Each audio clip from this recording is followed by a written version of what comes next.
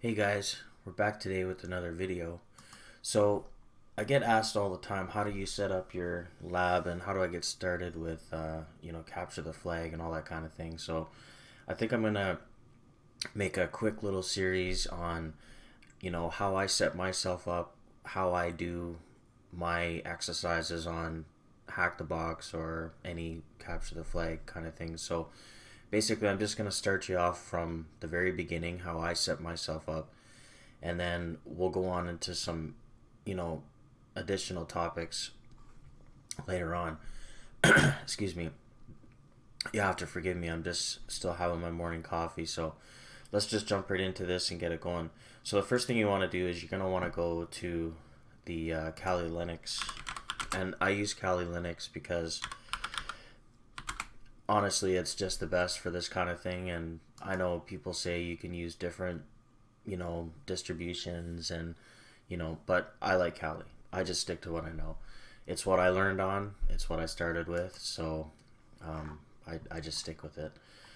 I'm most comfortable, and that's the most important aspect, that you have to be comfortable with the operating system that you're using. You could try to force yourself to use something else, but in the end of the day, you want to use what's comfortable for you. So I'm just going to grab this. I'm using a VMware workstation, and there's also VirtualBox images. It's much the same. There isn't much of a difference. So I'm just going to go ahead and download this. I do have another copy, but I'm just going to show you that the whole process from start to finish. That way you know exactly what you got to do to get going. So we'll let that download for a sec. Now it says it's going to take 2 minutes. Let's see. Not sure.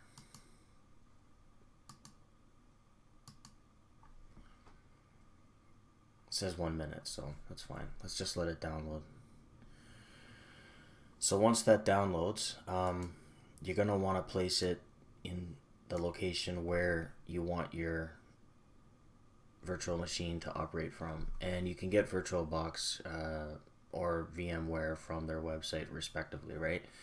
So if you just search, now you don't have to use VMware Workstation. You can use VMware Player, which it is also free, and it's the same thing. There isn't much difference except some of the snapshots and stuff like that. So, and you could also use VirtualBox. So, and I have other videos where I talk about VirtualBox and VMware and how to install an operating system. So I'm not really going to get too in depth with this particular install. I'm just going to show you how I set myself up, right? And you know what? Some people say, "Oh, I like this one, I like that one." They're both pretty much the same. I use VMware Workstation just because it gives me the ability to connect to my server, and I can manage my ESXi server from here. So I could do like all the work I need to do, or whatever I'm working on. I can manage it from the one the one interface. So if I want to connect to my server or whatever, do something with my server, I could do that. If I want to focus on my computer and what's going on here, I could do that. So that's pretty much the basic reason for me using that. I don't have to log into the website to access one of my servers, and I have my own OpenVPN server to connect in, and I have my own file server and web server and what have you, right? So that should cover that. This should be downloaded by now. Let's see. That's done. Okay, so let's get that into the right location. So when you download it, it's going to be here. So I'm just going to cut it, and I'm going to paste it into my drive that I want to use, which I'm going to use my NVMe drive. So I'm just going to paste it. Now it is 7-zipped. If you don't have 7-zip, because I'm sure that's going to come up, you just go over to Google here and just type in 7-zip, and you'll see the 7zip.org website, and you can just go ahead and download the 64-bit version right here. Okay, and it'll download, and you can install that, and basically it'll give you the ability to extract this, which is what we have to do. So you're going to left click and you're going to go to 7-zip here after you've installed it and extract to, and then it'll extract it to this particular folder that it's going to create. So we're going to go ahead and we're going to do that. Now, I already have a copy of this. I just downloaded it just so you could see you know, the process of going to Google, finding the Kali Linux website, searching the download and downloading the correct file, and also getting 7-zip and then extracting it. So this is all part of the process, right? Now, you don't have to do this every time, and I'll explain that in a minute. So since we've got that, you can see all the files are in here now. Now, I'm just going to go ahead and delete this 7-zip Kali because I don't need it. And, you know, because I have other copies, right? So what you're going to do now is go into your VMware workstation, and we're going to go to Open. And then we're going to go to where we extracted that Kali Linux VM and select the VMX file. And we're going to hit Open. So what it's going to do is it's going to import that machine and the, you know, the specs and everything, the way that they have it set up, into your VMware workstation. You have to forgive me, I'm drinking my coffee this morning. So from here, you can see that it gives us some information. I'm just going to go ahead and close this now. It'll tell us, you know, the username and the password. We can actually go in here and edit this information. So what I like to do is give it 4,096 megabytes of RAM, or you could say 4 gigabytes. It's got 2 and 2, 4 processors, and then it's using NAT at the moment. Excuse me. So I'm going to keep it on NAT for the time being, and then I'm also going to make another video about troubleshooting the network and all that kind of stuff later today. So for now, we'll just keep it like that. And then display, accelerate 3D graphics, and so on. So I'm going to hit OK. What I'm going to do is power on this virtual machine. And I'm going to select I copied it because I did. I downloaded it from the Kali Linux website, excuse me, and I copied it into my computer. So that's all done. Now, I do apologize. This is going to be a little bit small for a minute until we install some of this stuff. And I made a list here of some of the things that we're going to go through of what I normally do to a fresh Kali install, and then what I do after that. So you're going to go ahead and log in, which it's going to be root and tour, which is root backwards for now. And the first thing what we're going to do actually is we're going to change the password. But before that, I'm going to change the resolution so we can see here a little bit better. You can see what I'm doing a little bit better. So I'm just going to go down here to devices, and hopefully I can get a nice resolution. So I'm going to hit keep changes. So it should be big enough for you now to see. So I'll try to keep my notes so I can still kind of see them. Okay. Excuse me. So the first thing, some of the first steps that I take, this is what I kind of go through. So first things first, I go to the power tab and I turn off the blank screen power saving for the screensaver. I also turn off the automatic suspend because you don't want to be in the middle of something and happen to step away to go to the washroom or something, or you know, move to your desktop and then all of a sudden your Kali goes to sleep and maybe you lose connection to a VPN or something like that, right? So that's that. The next thing I do is I go and I adjust, I delete these because I'm not going to use them at the moment.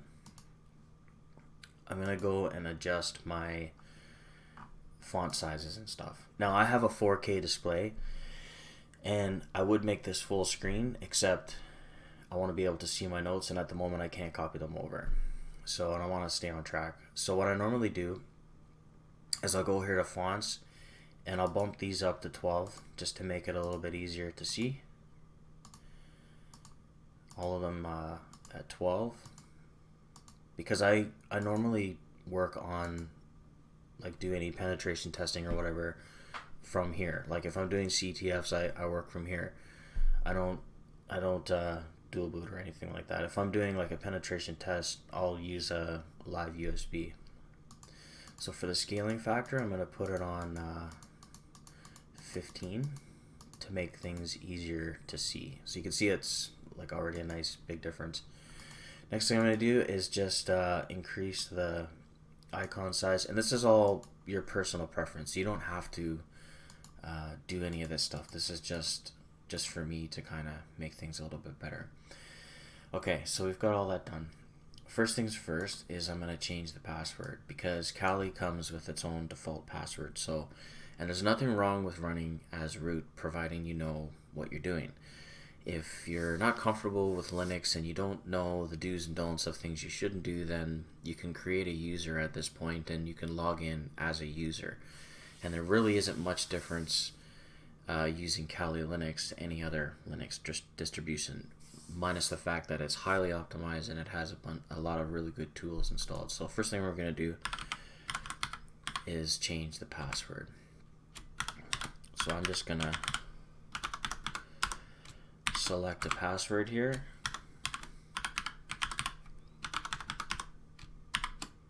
and that's done. Perfect. Next thing I'm going to do on the list, so we've got these done. So I'm going to install the OpenVM tools. So basically, you're just going to type apt-get install. I failed to mention Kali Linux is Debian based, so whatever works, whatever commands work, on Debian will work the same on Kali Linux, and the same thing for Ubuntu, because Ubuntu is also based on Debian. So a lot of the packages and are similar, right? We'll get into that kind of like packages and updates in a little bit, but just bear with me. So we're going to install the OpenVM tools and the OpenVM tools desktop. Okay, it's going to ask us if we want to install it. We're just going to say yes. Now this is great because it says that we could not resolve. So let's see if we could fix this.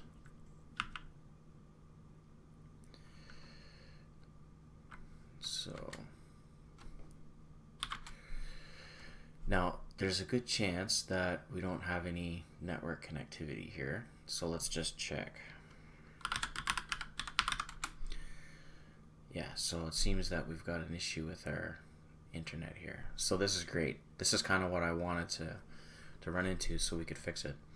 So what we're going to do is we're going to fix our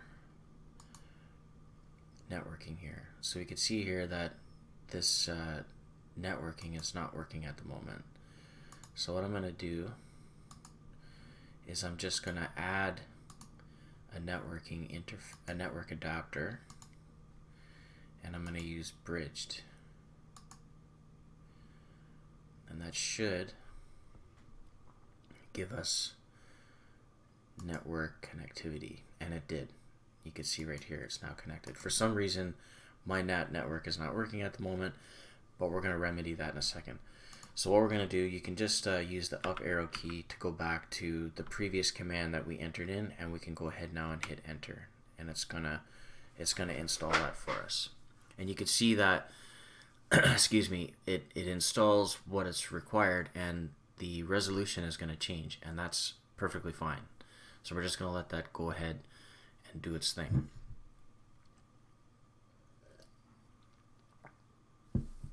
So that's done. We're going to go ahead now and reboot the machine. And from that point forward, we're going to continue. So as you can see, it's rather fast with the VMware. The next video, we're going to touch on some of the troubleshootings with the network and stuff like that. Or I may tack that on to the end of this video. We'll see.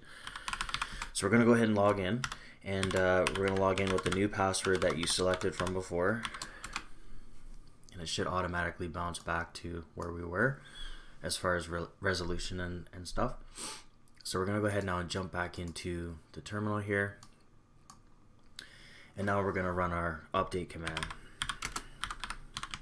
So apt update and apt upgrade and attack Y for yes. So we don't have to answer any prompts. We're gonna go ahead and we're gonna update it now. So it's gonna go ahead and it's gonna download all the things that it needs, and then from that point forward, once it's installed, we're gonna reboot it. So it shouldn't take too long, depending, of course, on your excuse me, on your network connectivity and your internet speed and so on.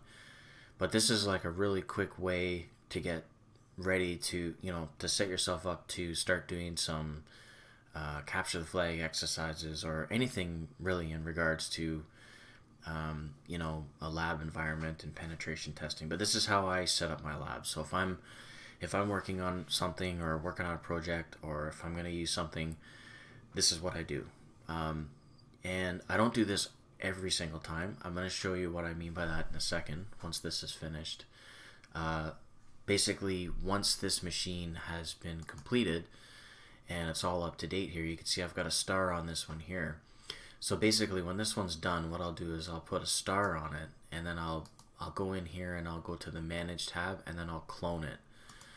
And then once it's all updated and set up the way that I want, and everything is, the things that I want to install are installed and what have you, what I'll do is I'll leave that as an updated copy, right? So I don't have to go through this process again.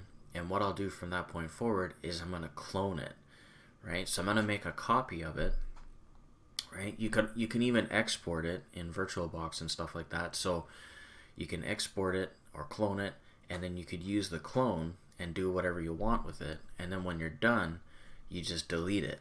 You don't have to worry about it. You just delete it. Once you're finished your project or whatever, it's you don't need it anymore. So you don't get. And some people say, well, what's the point of that? Well, here's the thing. Doing capture the flag exercises or doing any sort of lab work, sometimes you download things, you research a lot of things. You might be making an exploit or using exploits. For me, it's just, maybe some of that stuff will linger around your system, let's say. Or maybe you'll leave an exploit behind, or maybe you'll get a false positive on a scan or something like that. So for me, I just find anytime I do a task, whether it's, whatever task I'm doing, I just like to have a clean slate. And then I don't have to worry about it. It's just, for me, it's just peace of mind, right?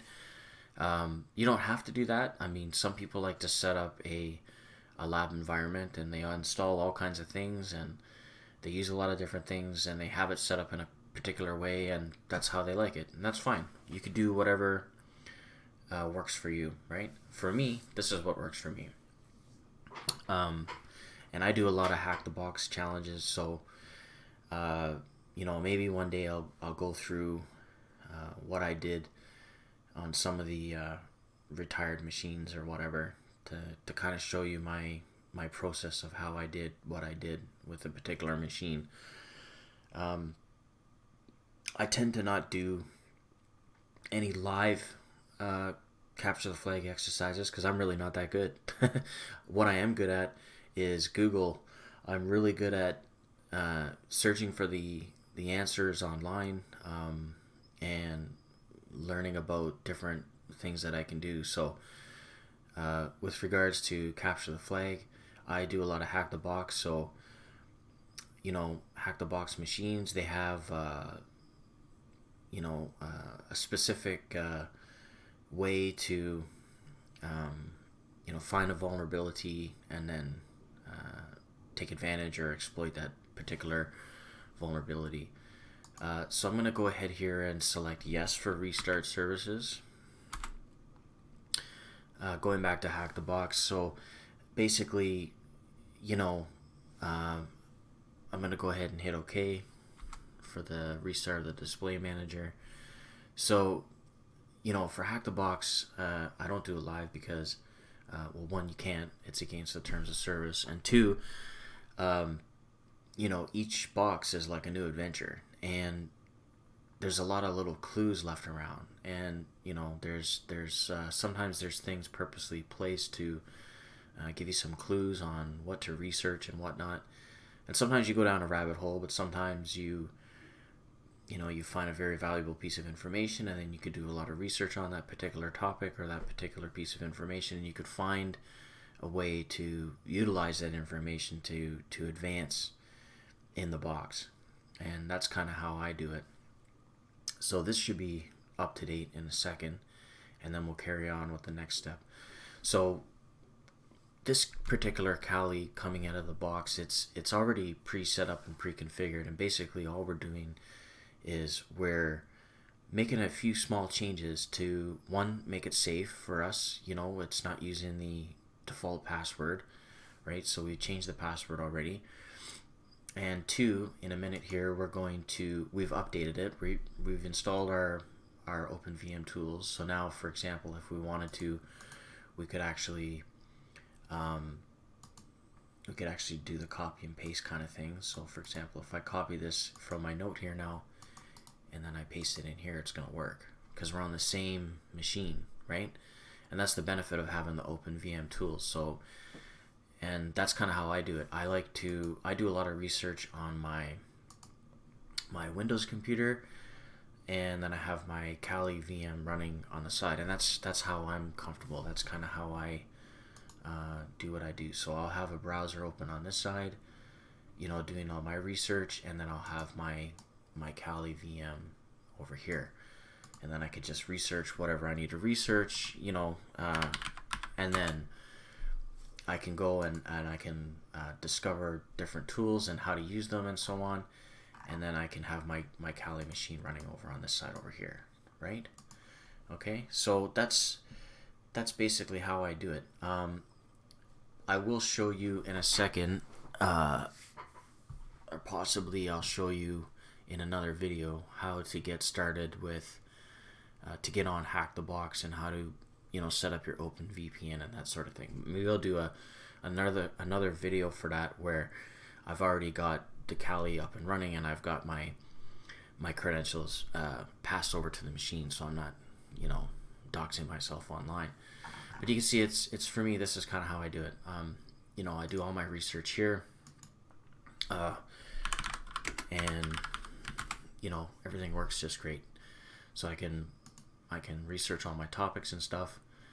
And here's the thing too, like Kali Linux provides a lot of documentation.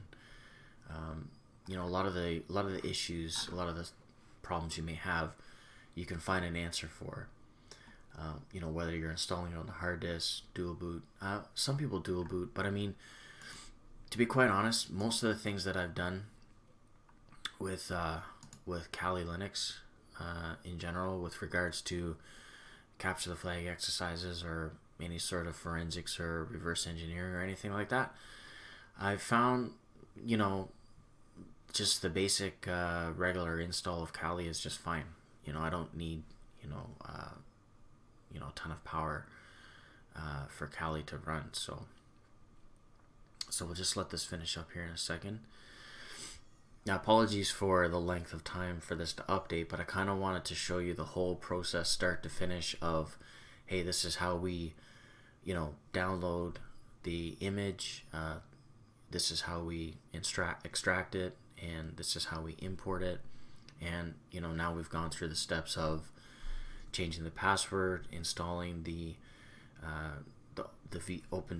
OpenVM tools, so we can get the copy and paste back and forth from our desktop, and so on and so forth. And now we've gone ahead and we've updated it, and so the next step is we're going to deal with our SSH keys here. So, and the reason I do that is because Kali Linux comes with a default set of keys that are the same on every VM. So the keys that are there now are the same on everyone else's machine. So if you, for whatever reason, have another particular user on the same subnet as you, maybe there's a chance that they could use those keys to SSH into your box. So we don't want to do that. We don't want any crosstalk, right?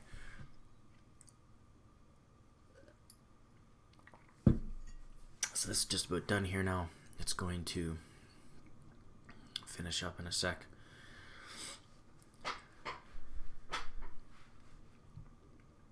have a fresh install.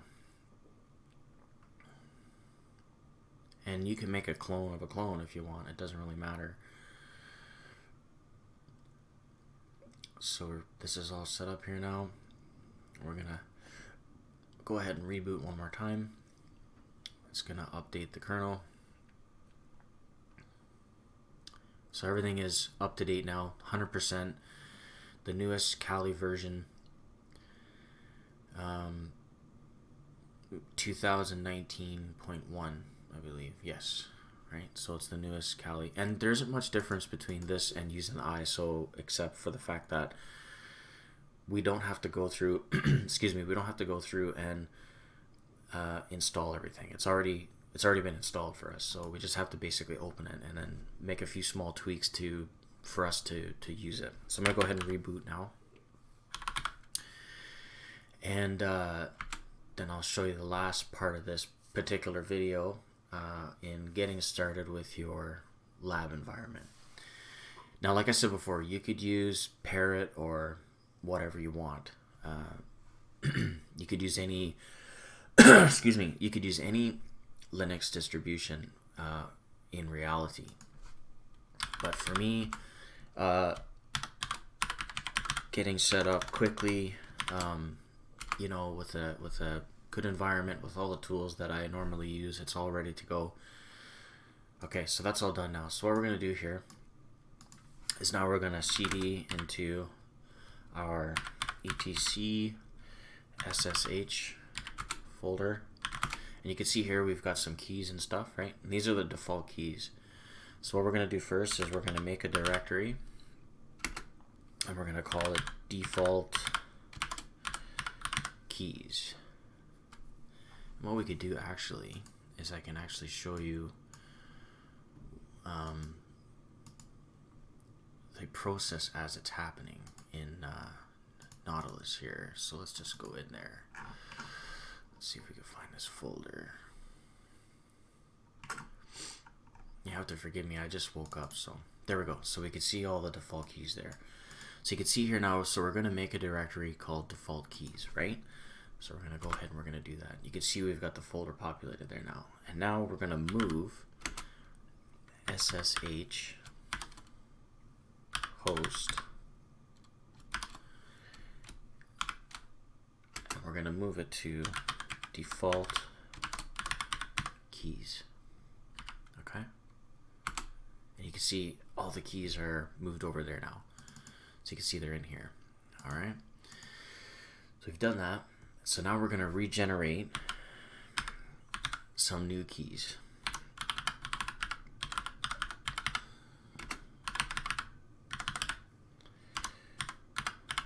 So we've got dpkg-reconfigure openssh-server. And what that's going to do now, it's going to generate us some new keys. So we could use these particular keys if we wanted to use SSH. I don't normally use SSH, but like I said, I just do this as a precaution because I kind of don't want to have default keys lying around. So now we don't really need the old keys. So what I actually do now is I remove and I reformat that folder, default keys, and now it's gone, right? And that's basically it. Anything else with regards to this setup, it's all, you know, it's basically done, ready to go now. You know, we can go ahead and you know, use it for our testing purposes and what have you, right? So I'm gonna check out this networking problem in the next series. So let me I'm gonna shut this down now and show you the process of cloning this particular machine. So I'm gonna shut it down. So this machine now, this particular machine now is fully updated and ready to go, right? And you can see where we have, even though we have some notes here, we know that we did change our default password, right? So now that this is updated, so what we can do now is we could just go into manage here and then do make a clone. and this is how I do it. I make a clone of my machine, the current state of the machine, create a full clone, and I'm going to put it in the same place that we were just in. So it's going to be in my NVMe drive. So I'm going to say OK, and I'm going to call it Kali Fresh Updated.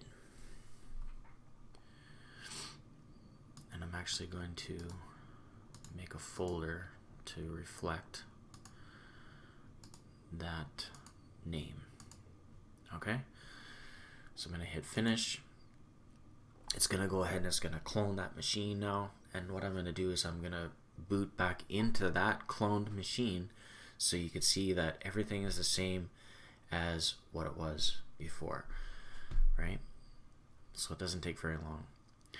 So we can see here now that, and I have a star on this particular machine because I'm actually using that for an active CTF at the moment. So that's kind of why I downloaded and installed a fresh Kali Linux, because the one that I have already done, I'm actually working on a project at the moment. So that's why I decided to install this fresh one here.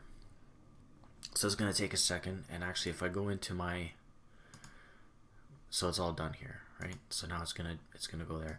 So if I jump into my NVMe here, it's gonna show you here, right? So this one, it's the same size, and here is the machine files. So now we've got Kali Fresh Updated. I can throw a star on there, and I can go ahead now and power this virtual machine on, and it's going to be exactly the same as it was when we cloned it. Everything's going to be the same. In fact, if I had made a folder or something and placed something on the desktop once I cloned it, it would be there in the clone. Everything would be exactly the same as we left it. And so this is great. So say from here, if I wanted to go and install some files now, so let's say for example, if I log in and I make sure everything is good, right? So I've logged in, everything is good, we know we're freshly updated. What I can do now is, as you can see, everything is here just the same. I can actually go here to this one that we imported before, and I can go ahead now and delete that. But before I do that, let me just open this. Let me see if I can open this folder here so you can see it actually being deleted on the particular disk. So this is the one we're going to delete right here. So what I'm going to do is I'm just going to go here. We don't need this anymore. And I'm going to delete from disk. And it's going to say, warning, this action is irreversible. And are you sure you want to permanently delete? So I'm going to hit yes. And you can see here now that it's gone. It has disappeared from the disk entirely. Okay? So now that we have a fresh updated, if I wanted to, I could go ahead now and install some other things on this particular machine.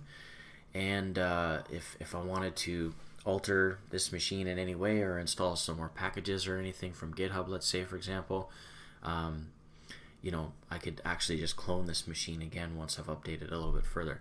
So I'm going to leave this video here because I don't want it to be too long. And in the next video, I'm going to go through some of the troubleshooting with regards to networking and stuff like that. So as you can see, when we first started with the machine, when we imported it, we had some issues with the networking. So I'm going to try to remedy that in the next video. So anyway, guys, I hope you liked this video, and you know, let me know if you have any more ideas. I'm gonna make a series on some of the basics, because I get asked all the time for, you know, how do I get started with this kind of thing. Anyway, hope you enjoyed it. Thanks for coming. Ciao.